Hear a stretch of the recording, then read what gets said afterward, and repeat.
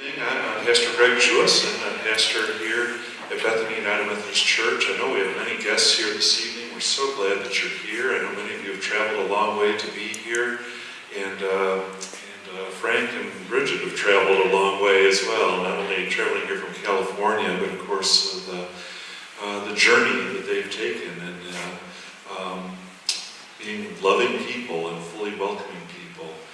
And so we have a very, very special treat this evening. I know many of you had the opportunity to hear Frank this morning at one of our worship services, and it was inspiring. It was emotional for him and for all of us. And so we're so grateful to have him here. We told people it was going to start at 6:30, so I'm filling about 2 minutes here. And we do have a bookstore, or a book shop that's being set up that has Frank's book. And if you've not read it yet, his autobiography telling the story about all this is just very inspiring, and we encourage you to check that out. I want to lift up 3 books here. First of all, a book about Martin Luther that I read back in seminary, and I've read it again since then. And it's sealed in plastic here because of the allergies. Not to Luther, but to paper in the book. But I think of when Martin Luther was standing up for what he believed to be right, and was defending his beliefs, and made such a tremendous difference in the direction that Christianity took. He stood before a court, and I've just always remembered that he said something to the effect of, "Here I stand, I can do no other." I mean, he was going to firmly stand on his beliefs. He could not recant from what it was that he believed. And then Frank this morning mentioned John Wesley, the founder of the Methodist movement. And I got to thinking about a passage in Wesley's journals from 1745. This would be about maybe 6 years after a lot of the Methodist movement got launched. And Methodism was very controversial in England at that time. There were a lot of people in the establishment that just did not like things being stirred up, and didn't like how these Methodists were so involved in social action and missions, and so there were people who stirred up riots that Wesley had to confront. Crowds that were very violent at times. And I thought about in July of 1745. He went to Falmouth, which is in Cornwall, down in the southwest of England. It's a port city. And while he was there, he was visiting a woman who was very sick and praying with her, and her daughter was there as well. And the crowd found out about them, and they started beating down the door. And a woman named Kitty was utterly astonished, and she cried out, "Oh, sir, what must we do?" And Wesley said, "We must pray." And he says, "Indeed, at that time, to all appearance, our lives were not worth an hour's purchase." She asked, "But sir, is it not better for you to hide yourself, to get into the closet?" And I answered, "No, it is best for me to stand just where I am." And right after that, they beat down the door, and he just immediately started talking to people. And pretty soon had the whole crowd quieted down and listening, just by the firmness of his conviction. And then I've got a third book up here with a very photogenic cover. and this is a book in which Frank shares about his experience. And I'm not going to read to you from this book because Frank's here to share that experience. And so will you welcome him?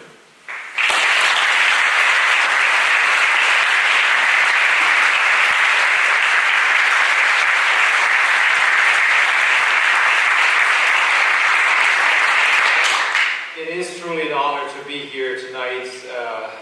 We have been welcomed by you so very much, and we appreciate it so much. It's amazing to see how many are in support of the LGBTQ community within our United Methodist Church, and of course beyond.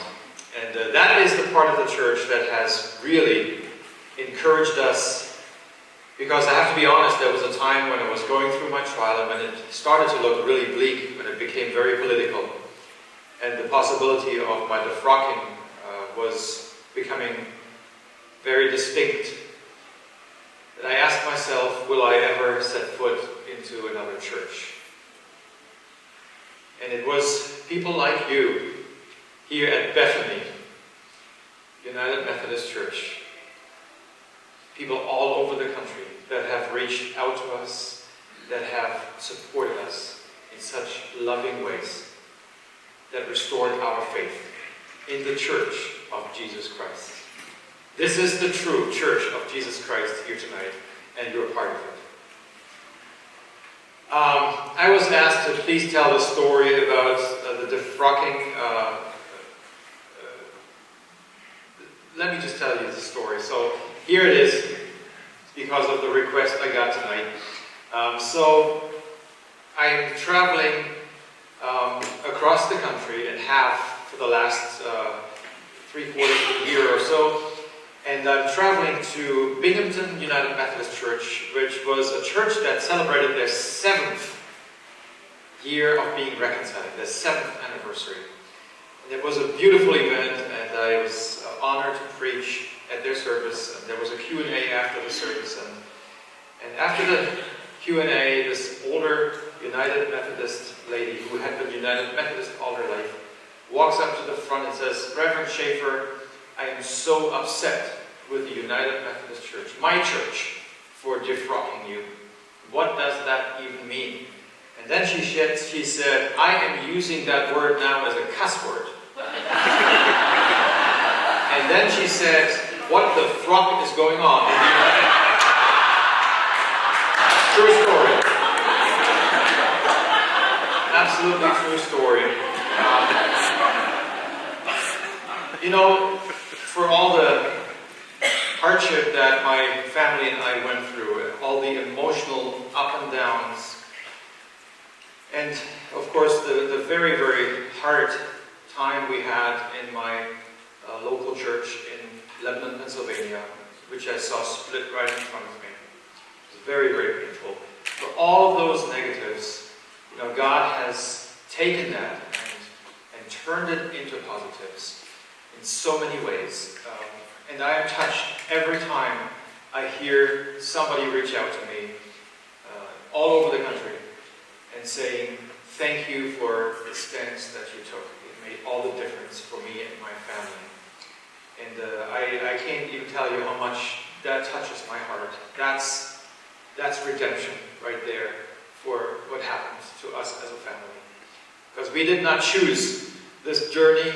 We did not think we were ever going to be in the limelight on this issue at all. We didn't expect it, and we really didn't want it. As I shared this morning in my service, I am not a rebel. I'm not a rebel rouser. I did not perform the same-sex marriage of my son to stick it in the face of the church and make a point. In fact, I did it 300 miles away from my own congregation in Lebanon, Pennsylvania. It happened in Massachusetts, not even in a church, it was in a restaurant. And it was a very private affair. And I didn't announce it to my congregation, even though I felt I had to let my bishop and my district superintendent know in writing that I was going to perform this wedding. And that's why it took 6 years before it actually came out, when somebody did some research in my congregation. But let me back up just a little bit, and let me start with the year that my son came out. I know some of you have heard that story this morning, but it really is the part of the story that was most dramatic and life-changing for me, my wife, and our whole family.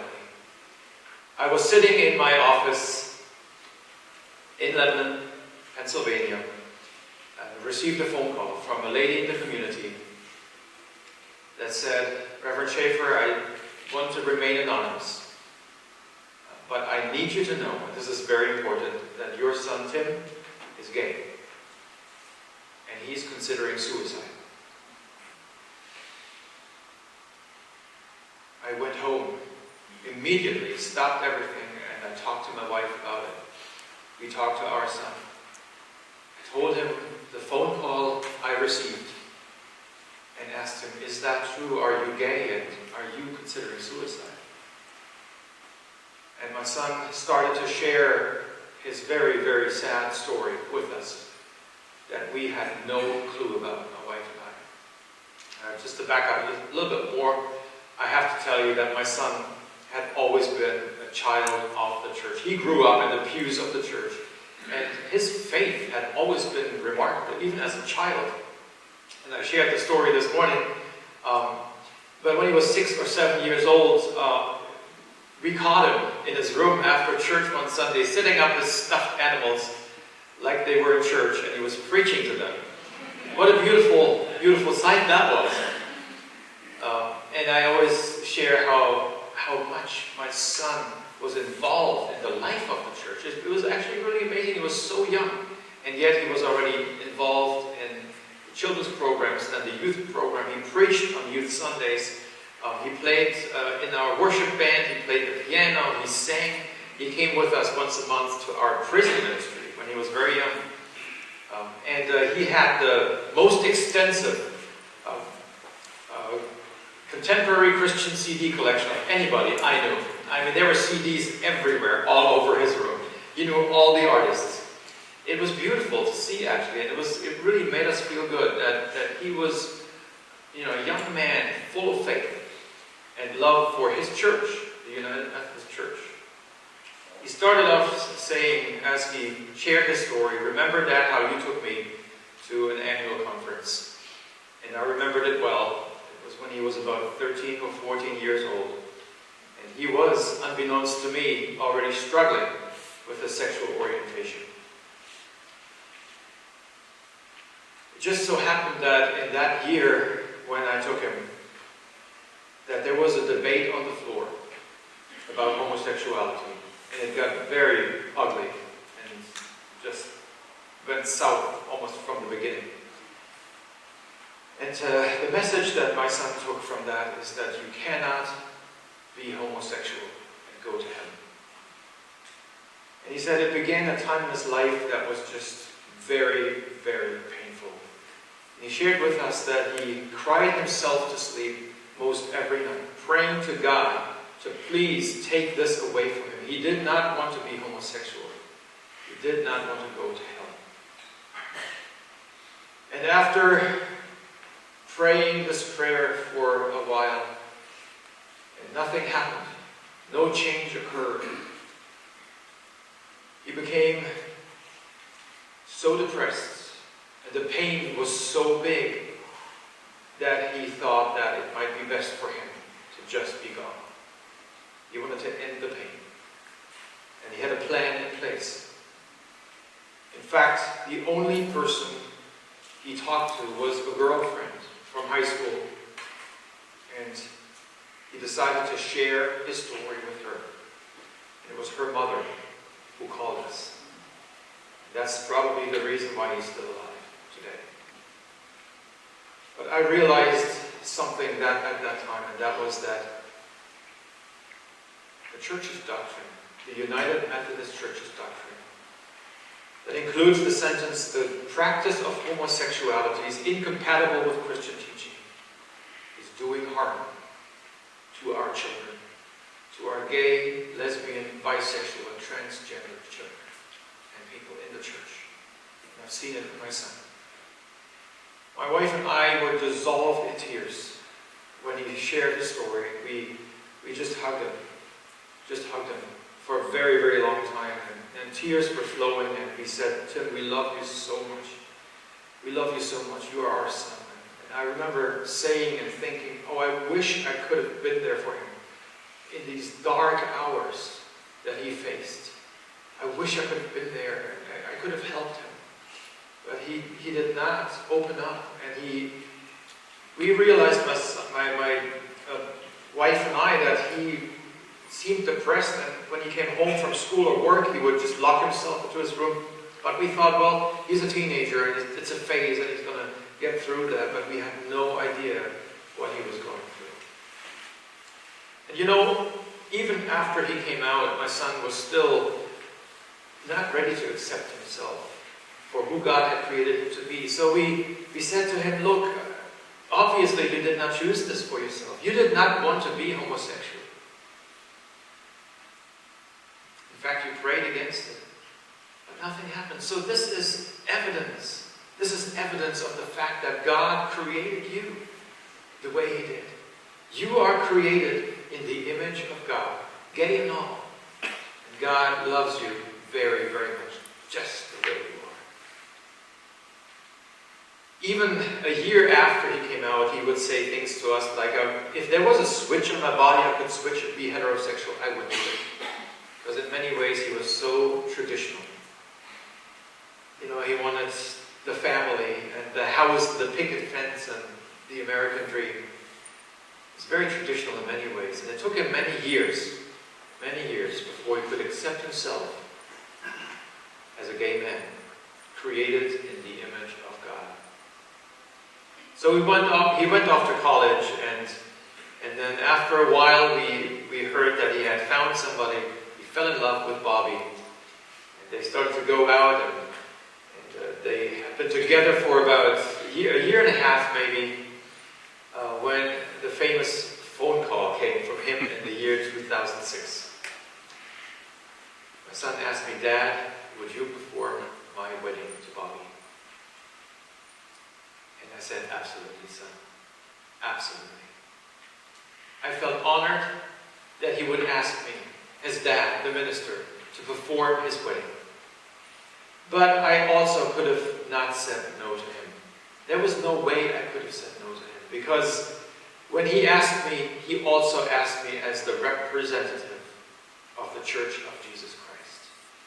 And this doctrine of the church had done him so much harm, and hurt him so much, and caused so much agony. I was not about to pull back any of those affirmations, because I realized I was speaking not only for the church, but I was speaking for God at that moment. When I said, absolutely, son. I realized I had to not only talk the talk, but walk the walk at that very moment. So I hung up the phone, and it was at that point that I thought, uh-oh, what does this mean now for me as a United Methodist minister? And I started to pray and talk with my wife. And I discerned that I had to be upfront and honest with my bishop and with my district superintendent. And I did it in writing. And I realized at that point that I might lose my job. I didn't even think of a trial. I thought I was just going to receive a phone call from the bishop telling me that I was done.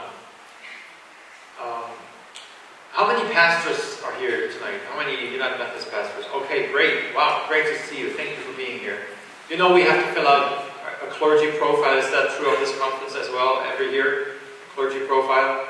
And there's one question at the very end, number 16, I still see it in front of me, where it says, is there anything else that you need the bishop to know before you make it? That's where I put in writing that I was going to perform the wedding of my son to another man. That I affirm gay rights. That I saw this as a justice issue. And by the way, I said I have 3 gay children. And I've affirmed them all. I love them so much. I expected to hear from my district superintendent or the bishop, but that phone call never came. So the day of the wedding came in 2007, April 28th. Now remember, this was my very first and only same-sex marriage I had ever done. So I didn't know actually what to exactly say. Because I figured, the litany can't be the same. I can't pronounce them husband and husband. That didn't sound right. So the very first thing I did was what I always do. I went to the United Methodist Book of Worship to find some resources for gay marriage. What was I thinking, right? So I Googled, gay marriage. And here it was, some beautiful things. and suggestions. And so when we had the wedding in Cohasset, Massachusetts, in this restaurant overlooking the harbor, in this beautiful place, it's just a beautiful, beautiful wedding. And a great litany, mostly United Methodist, with some stuff from Google plugged in. It worked. It was a beautiful thing. And I'll never forget the applause that the two of them got when I declared them married. Families and friends just rallying around them. It was a moment of victory. By the way, gay marriage was legal in Massachusetts already at that time. So we celebrated the wedding, and it was a beautiful affair. We kept it very private, and I made the decision I will not announce it in my church. I wanted to, like every parent wants to make that big announcement, this joyful event in their children's lives, but I felt I couldn't do it because my congregation in Lebanon, Pennsylvania was very, very conservative. Politically, socially, theologically. And I just knew that it would divide the church. And I just did not feel comfortable making that announcement. You know, we have a saying in Pennsylvania, there's Philadelphia on the one side, and Pittsburgh on the other, and Alabama in between. I don't mean any offense to anybody from Alabama here. That's how the saying goes, and I know what they mean. It is a very, very conservative place. Kind of like outside of Madison in the state, I think, especially up north, I've heard, a very conservative area. And I continued to minister in this church, and I tried to be the best minister I could to this congregation, you know, with all the conservatives and some progressive folks, but mostly conservatives. I tried to be a shepherd to these people. And I tried to teach them in subtle ways that God accepts all of God's children. That everybody's welcome in the church. And so wonderful things happened. In spite of the fact that this was a very conservative area, but my messages were always reflecting God's grace and God's invitation, God's welcome to all, God's forgiveness and God's love. And what happened was that more and more people started to attend our church that were seeking for just such a message. And it became a beautifully mixed crowd. Our church had two services. We had started a second contemporary service, and especially that service drew a lot of newcomers. They both did, but especially the contemporary service did. And after a while, it became such an integrated and mixed crowd and congregation, and the primary theme in our service was we love each other, we accept each other for all of our differences. And because it was known in the community that I had 3 gay children, we also had some LGBTQ folks join us in worship on Sunday mornings, and they felt very comfortable in our church, even though we could not be an openly reconciling church like Bethany.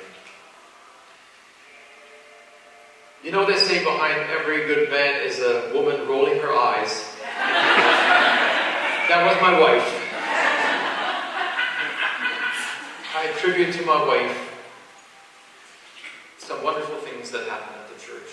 She was always there to encourage me and sometimes challenge me to be more open and to say from the pulpit, bring from the pulpit a message of justice. And so I did. I tried to very hard, and I did it in subtle ways. I remember preaching a sermon on the eunuch who was baptized by Philip, by the evangelist Philip. And this message, really reflects a message of maybe a transgender man or a homosexual man. But I never used those words in my sermon. But everybody thought I did preach about that. But they couldn't prove it, because I never said it. So this is how careful I had to be, because I knew that people were really listening closely to what I had to say, especially since they knew that I had 3 gay children and was affirming them. But even so, I was so careful, even when I never mentioned anything about homosexuality, After sermons like that, people left the church. It was just that difficult to work in that situation. One day my wife said, "Frank, I'm going to put an equal sticker on my car, and I'm going to park it in the church's parking lot, and there's nothing you can do about it."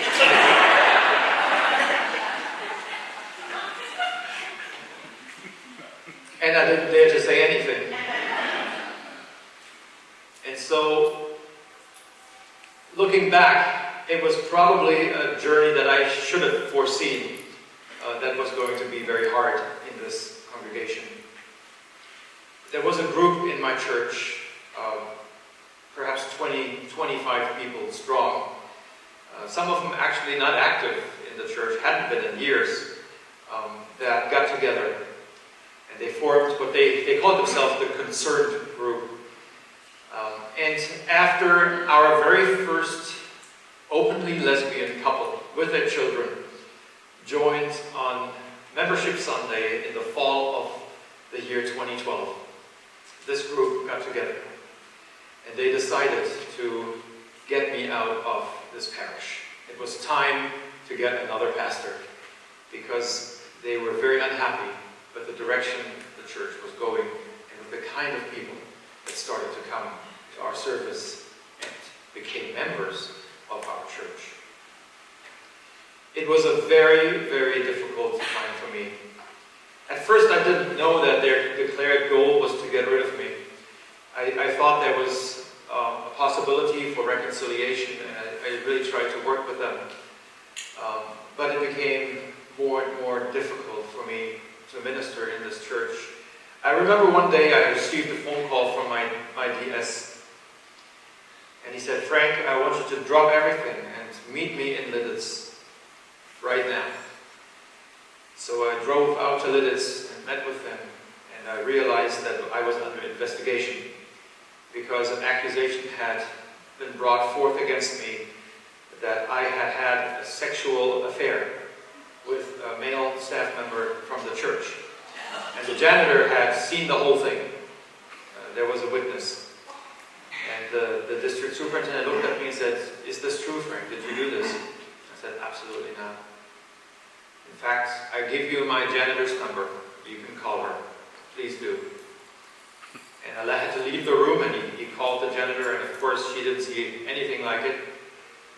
And I came back in, and he said, "Well, you're still under investigation because there's another witness." Except the other witness turned out to be a person who really believed that happened, but hadn't actually seen anything. So the investigation was dropped, but that didn't stop the rumor going around that the same people who had accused me really believed this happened for some reason. And they continue to spread that throughout the church and in the community. You know, my wife is a very meek person. She really is. If you know her, she is like the kindest soul. I mean, she cannot do harm to anybody. And for heaven's sake, she can't kill spiders. She sweeps them outside.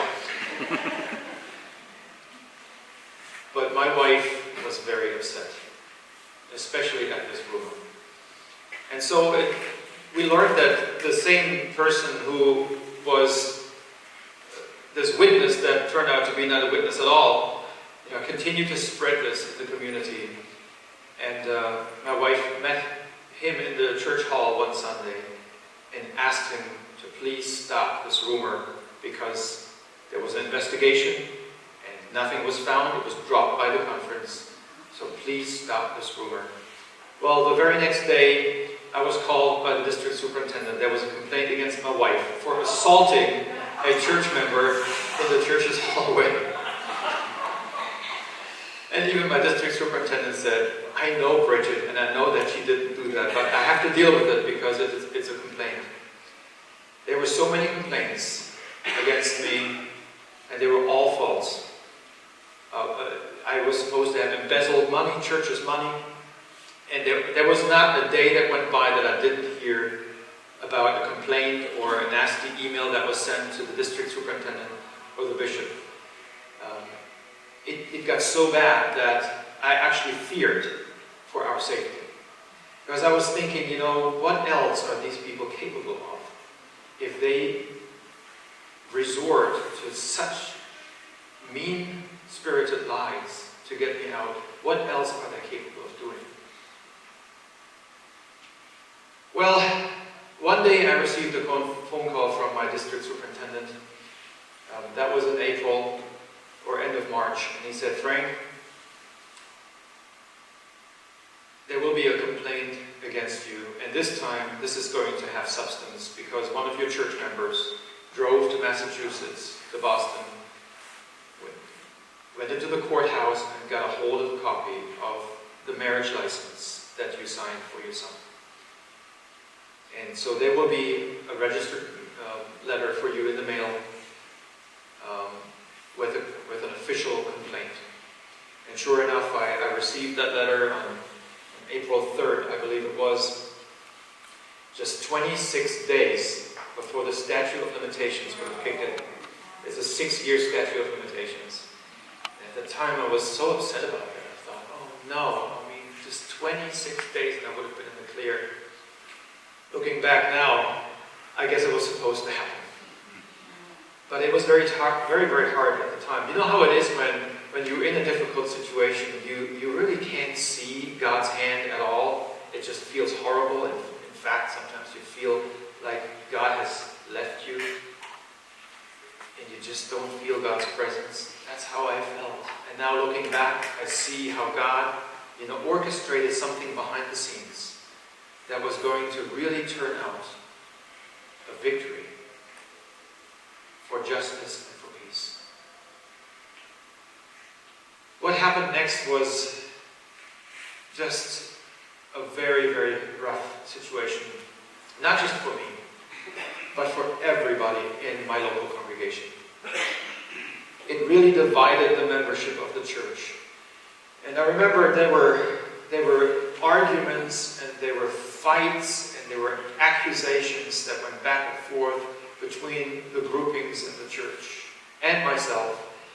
And I remember thinking, how am I going to preach a message of God's love and forgiveness and grace? And all of this happened to be through the Easter season too. So oftentimes people would say to me, wow, isn't that exactly what's happening here in this parish? But it was so hard, to really keep up a positive attitude and keep preaching the gospel, to a congregation that was so divided, and to people that sat in the pew that were so determined to do my family and me harm. But somehow I did it, and I even was involved with an effort to try to get peace between the two groups in the church, my supporters and my accusers. I remember one Sunday, one of our parishioners stopped coming, and he was in this concern group. He was, in fact, a leader of the concern group. And I heard from somebody that he could not come anymore because he didn't feel safe worshiping in the church.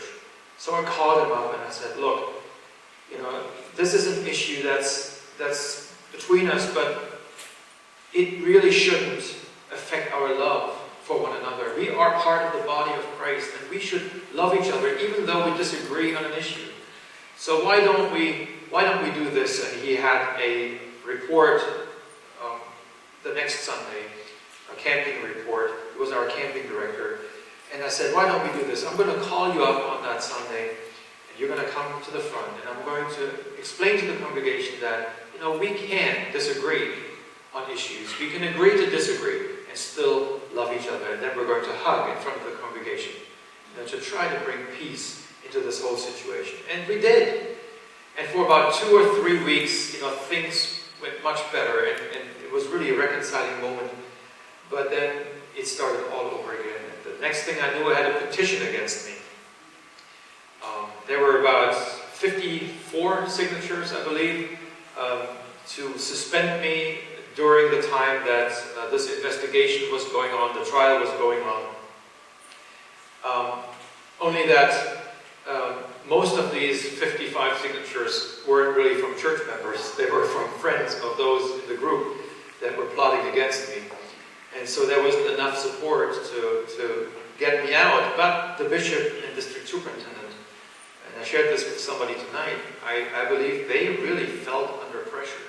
And they felt threatened by this group. And not only by this group, but also by the good news movement who had become a part of it. By the way, that's a misnomer, good news movement. They should not have that name. That is, they do not stand for the good news of Jesus Christ. And so it became very political, and even my bishop and my district superintendent were under this fear of losing their jobs in the process if they did not do certain things, like empowering this minority. And so they came to me begging me to take a leave of absence because they really couldn't suspend me. And they made it really interesting for me. They said, look, you can take a 6 months leave of absence, fully paid, it's like a vacation, you can do some music. And my district superintendent knew me pretty well, and so he made it really interesting. But I also realized that I was never going to return to that pulpit if I agreed to that long of a leave of absence. So I took the very minimum, which was 6 weeks. But something happened during that time. A group of people in the church of the contemporary service, mostly young Christians that had found Jesus Christ in our services, decided along with my associate pastor to leave the church and leave this whole mess and start their own church. And they actually did it with my blessing. I was very concerned for those that had been young in the faith and were caught up in all of this craziness. And I said, you know what, for their sakes, I think it's really a good idea. And so they went with my blessing, but not with the blessing of everybody in the church. And that became like a really trying moment in the life of the church as well. But because of that, I also had to cut short my leave of absence and had to come back after 4 weeks. And so then finally, we arrive at the time in November at this trial, and one of the most disappointing and saddest things I have seen during that trial was that here was my congregation visibly divided. Because my supporters were all behind the defense's table, my table, of the room, and and those who had brought charges against me all sat behind the prosecution side of the room. And those that sat on that side, the prosecution side, were the ones that witnessed against me, and those who sat behind my table witnessed for me. And during the trial, this infighting and just this whole church situation became apparent to the whole world. It was just so difficult for me to see that, so hard.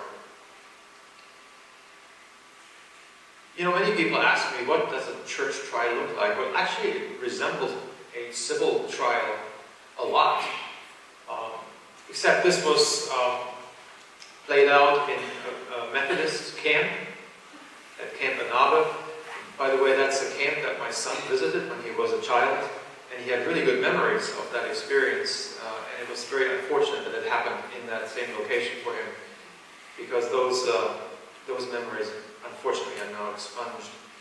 But it happened in this camp, and they had a big gymnasium, and this gymnasium was turned into a makeshift courtroom. So you have to picture there was a long table at the front of the room, and the bishop sat there along with his attorney and the court secretary and the stenographer, and then there was the jury that was placed over here, and there was a jury selection that took about half a day. And the prosecution's table was in this part of the room, the defense's table was in that part of the room, and then there was an audience behind us. One of the things that really, really frustrated me as I prepared for this trial, the pre-trial deliberations are actually very extensive and very much, it took a very large portion of my time. Because the whole trial proceedings get worked out in the pre-trial deliberations, and every witness that you introduce, will have to produce their testimony ahead of time to get it approved by the bishop, who acts as a judge. I was so frustrated because, and actually a little bit angry, because here I had thought I could defend myself using the book of discipline. and pointing to the parts in the book where it says that ministers are supposed to minister to everybody equally, regardless of gender, sex, race, nationality, economic status, and also sexual identity and orientation. Or the part where it said that all people are of sacred worth. And I wanted to so badly say, look, I may have violated paragraph 2702, but I was faithful to these parts in the discipline. But I was not allowed to. And the reason that was given was, the discipline is not on trial. You are. In fact, I wasn't allowed any witnesses. And this was for day one, when it was all about finding guilt and innocence.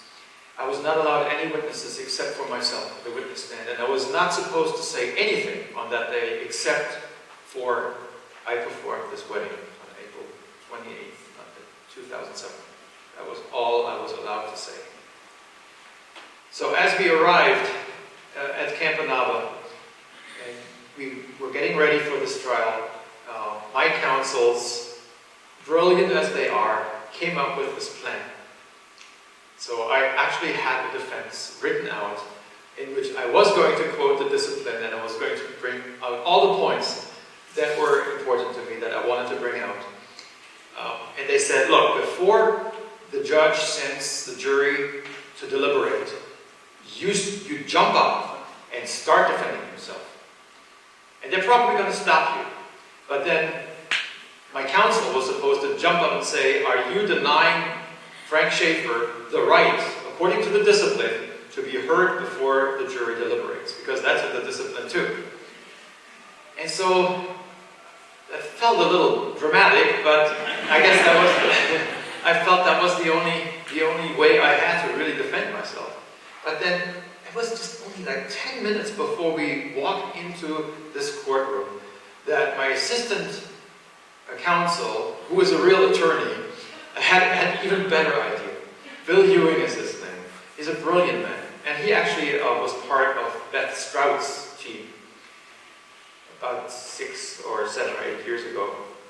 So he said to my counsel, Bob, why don't you just question Frank about things that they didn't prohibit?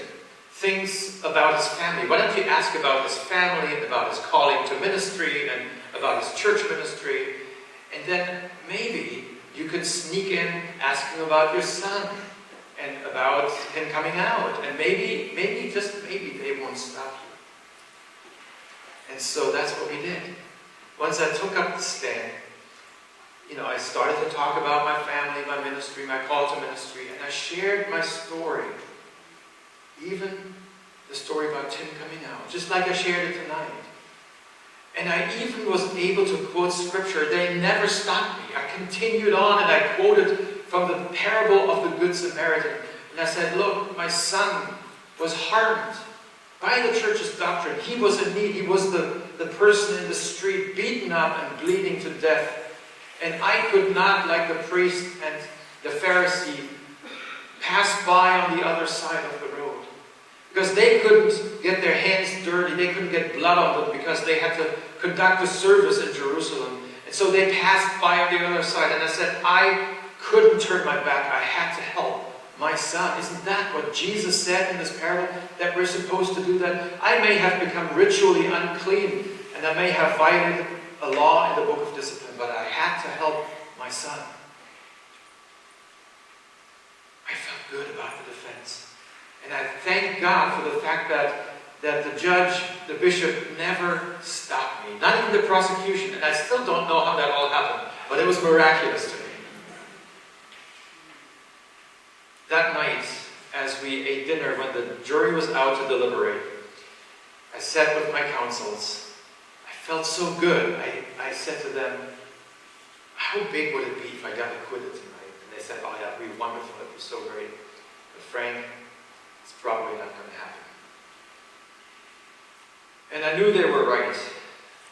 Once we sat back in the room, in our chairs, and the jury walked in, and none of them established eye contact with me, I knew what their verdict was, and it was guilty on both counts. I was found guilty of marrying my son to another man, in violation of paragraph 2702, and I was guilty of violating the order and discipline of the United Methodist Church. I thought I was prepared for the verdict, for the guilty verdict, but it turns out I wasn't. You can't emotionally prepare for something like that, because it felt so official. It felt like the church was speaking. The whole church was speaking. My church, the United Methodist Church, was condemning me and finding me guilty for an act of love. And I remember just feeling very, very dejected and just really, really sad inside. But there was a day two, and day two was all about finding a penalty. And on that day, I had been granted witnesses. I could use witnesses in the stand, and I could also put on a defense for the first time, although I did have, by God's wisdom and doing, a chance to really get a defense on the first day as well. But I was officially allowed now to actually mount a defense, and so I had people in my witness stand that were just phenomenal. The great Thomas Frank, the foremost renowned scholar on the Book of Discipline, was witnessing on my behalf. My son Tim witnessed, and when he shared his story, I just lost it. I knew his story so well, but when I heard it again, and this time in this setting, it just moved me to tears, and I heard sobbing going all around me. I was so very proud of him, because in a sense, he was facing his bully. He was facing the very church that had put him through so much harm and so much agony, believing that he was going to hell for something he did not do and he could not control. I was so proud of him because he had so much grace. Even as he shared his pain, he never accused anybody in person. And he kept it to the doctrine of the church. After he gave testimony, I spoke with a friend of ours who was there to support us. His name is Rick. And he said he was in pain during Tim's testimony because he said, that is my story. That's exactly what I went through as a young man. The reason why he really lost it and was so sad, he said, was because here we are, 40 years later, and I hear the exact same story from somebody who's 40 years younger than I am. And it moved him deeply to tears. He was thinking, we have not moved an inch. During that break, that lunch break on the second day, I went over the speech that my counsels and I had prepared. And it was a very, very beautifully and carefully crafted speech. Because what my counsels wanted to do on that day was they did not want me to lose my job, my credentials. They said, we're going to keep you in the fold, but Frank, you need to give us something. You need to be diplomatic. You need to be smart about this. And so when they ask you in cross-examinations, will you ever perform another gay wedding again? You say something like, I cannot answer that question because it's a question, a hypothetical question. Nobody can predict the action of their future. And so be very diplomatical and tone it down. And we had this speech all prepared. And I knew in my heart, as I walked away from this meeting, and I walked to my room in the cabin, I knew in my heart I could not give that speech. I knew in my heart that I had to stand up for my son. I was not able to be there for him in his greatest need, in the hours of his need, when he was in hell, when he was in agony. But I sure was able to stand up for him now. And I was sure to be stand up for my children, my other gay children, as well as all of those in the LGBT community that have ever been harmed by the doctrine of the church. During the time of the trial and leading up to the trial, we received so many letters from from our LGBTQ community within the church, and so many of them shared the sad, sad stories of how they had been harmed by the doctrine of the church. My wife and I read through some of those, and we couldn't keep back our tears. And I remember that at that time, and I knew that I just had to take a stand, and I had to let the church know, to let my jury know, my trial court know, that the church was doing harm to beloved children of God. But I was afraid. I was afraid to lose my job and my career, my security, and so I prayed. I went down on my knees in this cabin. I prayed out loud. I didn't even care if people heard me through the door. And I said, God, is this something I can do? Is this something you want me to do? And if so, God, what about my security? What about my job? What about my paycheck, my health insurance? I have 2 children in school yet. How am I going to support them? What am I going to do if they defraud me? And that seemed like a real good chance. It was at that moment that God spoke into my heart and reminded me of what Christ did for all of us. And you know, we as Christians think of Christ in those moments. I think it's natural to go to that thought, but I thought of Christ in a new way at that moment. I thought, wow, what he did for us on that cross was really the supreme act of love.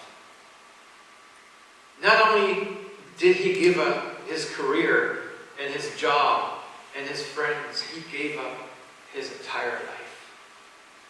And he did so with class, hanging on that cross, which was sheer torture and agony, after he was beaten and spat on and ridiculed. He hung on that cross suffering. And when he was near death, he saw those Roman soldiers at the foot of the cross. And even at that moment, he showed God's amazing love. Really unconditional love. When he prayed for them, saying, Father, forgive them, for they do not know what they do. And all of a sudden, thinking about that, I thought, you know what? Losing my career didn't seem that bad anymore compared to what Jesus did.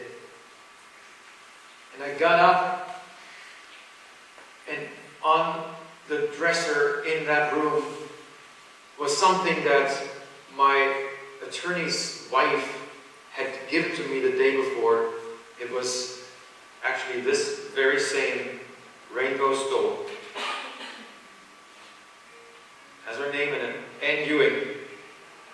Out of the blue, she gave this to me the day before, on this very difficult day when I was found guilty, and said, Frank, I want you to have this. And I just remember putting it on my dresser. And as I got up from my prayer, I saw it, and I looked at it and I said, this is another sign. This is another sign of God that I'm supposed to speak the truth. And stand up for what is right. So I put it in my pocket, and I took it with me. And we walked into the room, and one of the most difficult things that I had to do was to tell my counsels that I was not going to use that speech.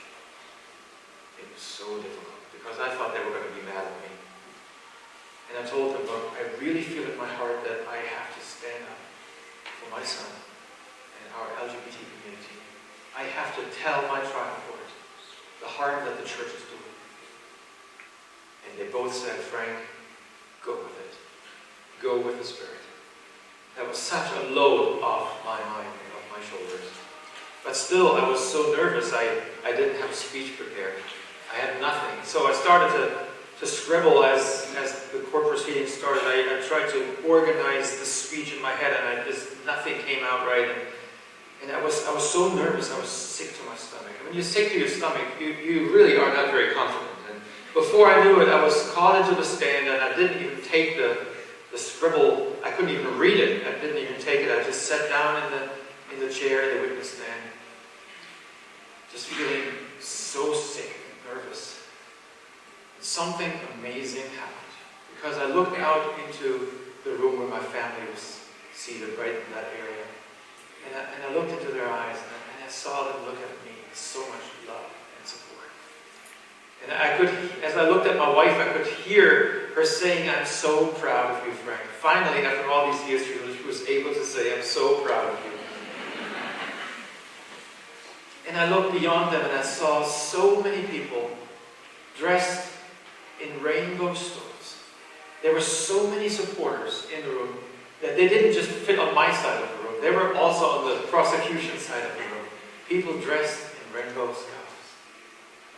And I looked at them and I could see their love and their support. And I could feel their prayers. And that was just like a magical moment. I felt their prayers and strength came back into me. And I started to speak and address my trial court, and the words just came out and flowed. They were just right, like I was reading it from a teleprompter. It was all right there. And one of the very first things I did after I got the transcript, the official court transcript, I looked up that speech because I wanted to know, did I remember this right? Did it really come out? Just so. And it did. I actually want to read those, or some of those words to you from the transcript, and that's actually in my book. But before I do, I want to give credit where credit is due and read to you from Mark 13:11, where it says, "Whenever you are arrested and brought to trial, do not worry beforehand about what to say. Just say whatever is given you at the time, for it is not you speaking, but the Holy Spirit." That's what I experienced when I was seated in that witness stand. And this is exactly what I said to my trial court, which was seated right over here. I said, "So before you make a decision today, please know that I will continue to minister to all people equally, regardless of their gender, nationality, race, social status, economic status, or sexual orientation. And my message is going to be that we as a church and as individuals have to stop judging people based on their sexual orientation or anything else. We have to stop the hate speech. We have to stop treating them as second-class Christians. We have to stop harming beloved children of God. We have to reach out to them and treat them as Jesus would have treated them. That's going to be my message."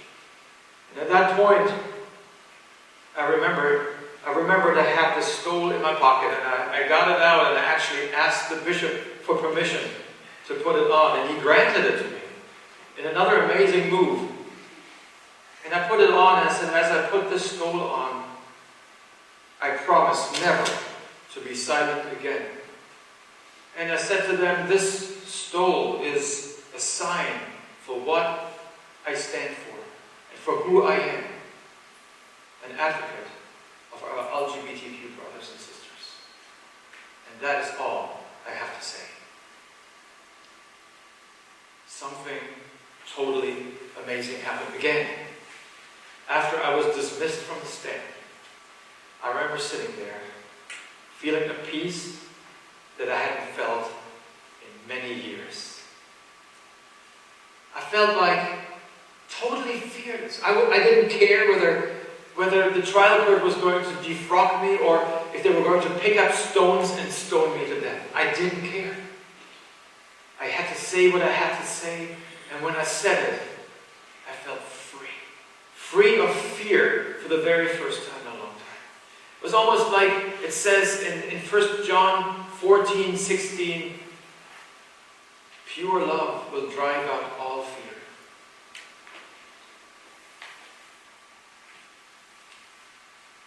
They gave me 30 days to reconsider.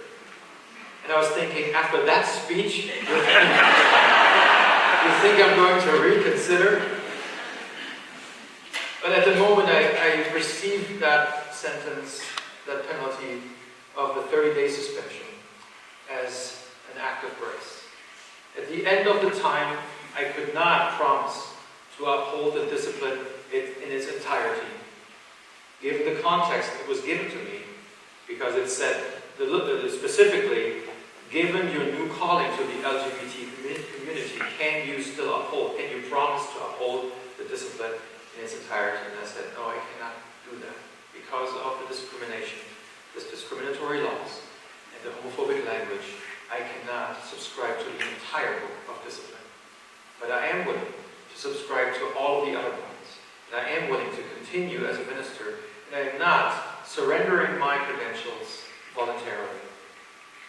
Well, the Board of Ordained Ministry, who was the organ that heard my speech or my statement, deemed my credentials surrendered with my statement, and I was defrocked.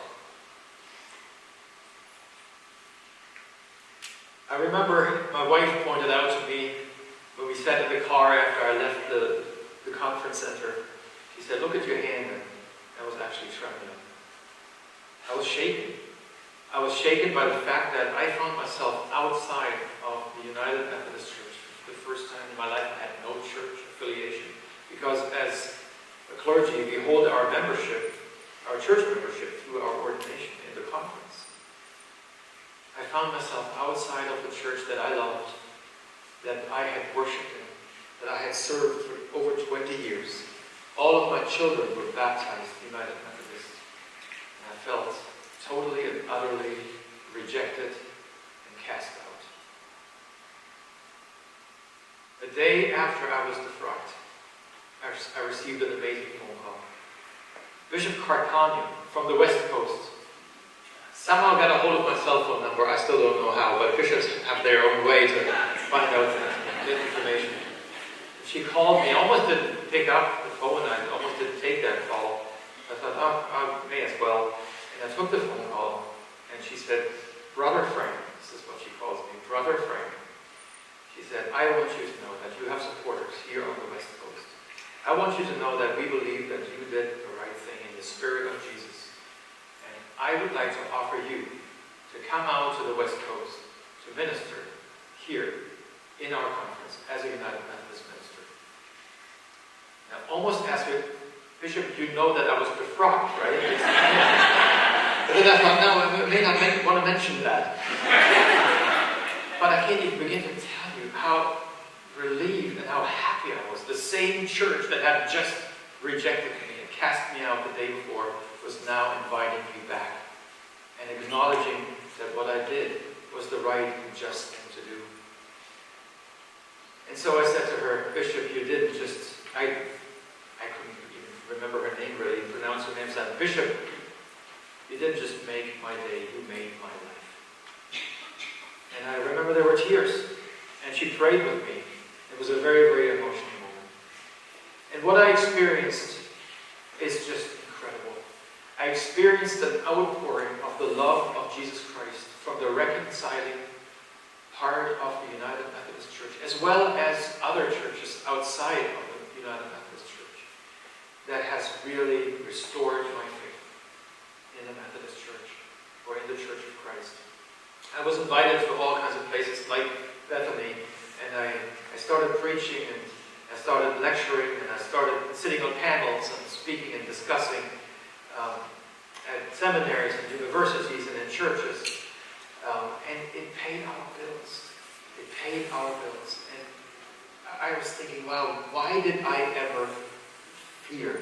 Why did I ever subscribe to this fear? Why didn't I speak out sooner? Because I had learned one thing. One lesson I'm taking from this, there are many lessons, but the most important lesson is that if you stand on your conscience, if you do what is right, if you follow your heart, God is not going to let you down. That's what we experienced. That's what I experienced. So I vowed never to be silent again. Even after I was refrocked in June, on the 26th of June, after I won my appeal, I vowed never to be silent again and always to speak up. Because there is actually one regret I have, and that is that I did not speak a clear message to our young people. And I was wondering in my mind, how many young people have sat under my ministry over the years that were struggling with their sexual orientation or identity. And I wish I would have said to them, look, if you're struggling with your sexual identity or orientation, please know that God loves you, that God created you in God's image. You are called by name. No matter where you end up on the spectrum, on the scale, doesn't matter. You are a beloved child. I wish now I would have made statements like that. I took up Bishop Carcagno on the offer partially also because my bishop in Eastern Pennsylvania, Bishop Johnson, told me, Frank, you are unappointable here. I can't put you into any church. We can't find a church for you.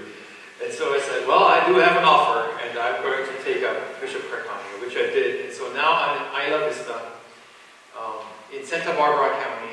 It's a student community that we serve, and I have the privilege to work with young people, students, mostly young students, and I am just excited. It's so much fun, and I find that these students are so wise in so many ways. They teach me sometimes. I remember not too long ago, I was actually emptying the trash. Yes, I have to do that in my church now. It's a very small church. And Tyler, one of our new students that joined our worship team just recently, joined me and helped me, and we got to talking, and I vented a little bit of my frustration because I just read an article by the IRD, the Institute of Religion and Democracy, and they had some very nasty things to say about me and about the Reconciling movement. And I said, why do they have to be so vicious? I mean, I understand if you have a different opinion, but you have to lash out like this. And I was going on, and Tyler said, Pastor Frank, he said, doesn't Jesus say in the Bible that we are like the body? We are the body of Christ, and there are different parts of the body.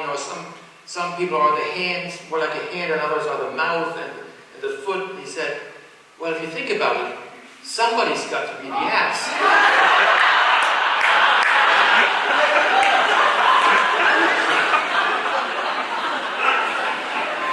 And I had such a good laugh.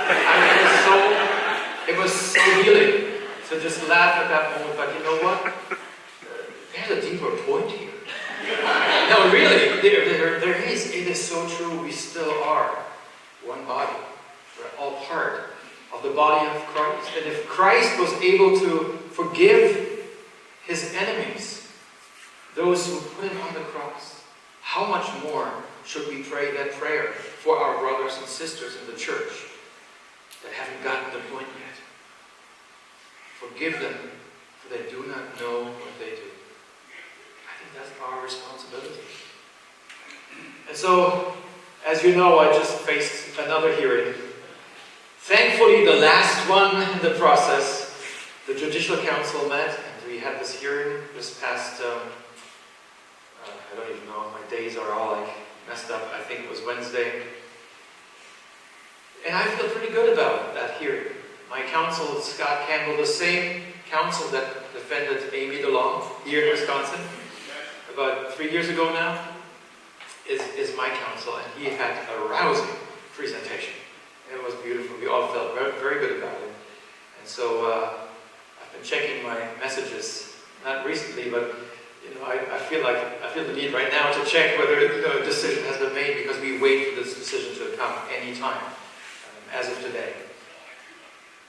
And I'm a nervous wreck, so I ask you to be in prayer, not only for me and my family, but for our LGBT community especially. Because no matter what happens with this decision, I'm going to be fine. Bishop Carcagno will honor her offer, and I will continue to minister. But this decision is so important for my son Tim, and my daughter Debbie, and my son Kevin, and all of our beloved LGBT friends in the church. I am hoping and praying that we get a signal, a very strong and clear signal in their decisions that will say, we care for you. We recognize that you are part of the body of Christ. You are beloved children of God. And we're going to make sure that change will be coming. That's what I'm hoping for, and that's what I'm praying for.